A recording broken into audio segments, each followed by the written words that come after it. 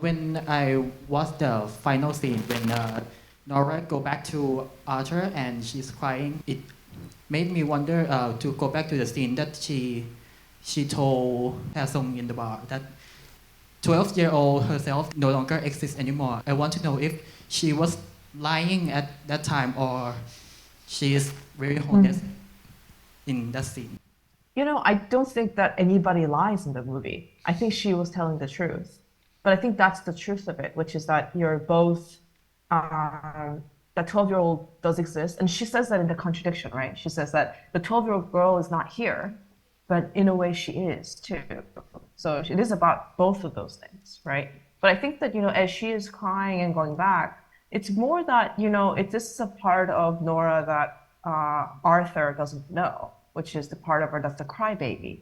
How they talk about it in the kitchen and in the bathroom, how she used to be a crybaby, and Arthur is surprised by this. Arthur is like, oh, you were a crybaby? Because I don't think for him, she's a crybaby. She doesn't cry very much.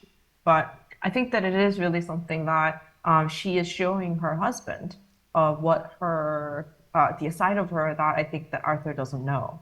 When she's crying, I think that it is easy to think of it as like, oh, is there something that she's not happy about, or is it something that she's really sad about? But I think that the truth is that she is crying because she is grieving the little girl that she never got to grieve when she was 12. Because I think that only now, 24 years later, after her friend has come to visit her, is she able to say goodbye to the little girl that she left behind? I don't think that she knew that she needed to say goodbye, and then she gets to say goodbye. What happens is at the end there, she gets to cry like a 12-year-old. And then, of course, Arthur, her husband, gets to witness that. It used to be Haesung who used to watch her cry as a 12-year-old, and now her husband gets to watch her as a 12-year-old crybaby.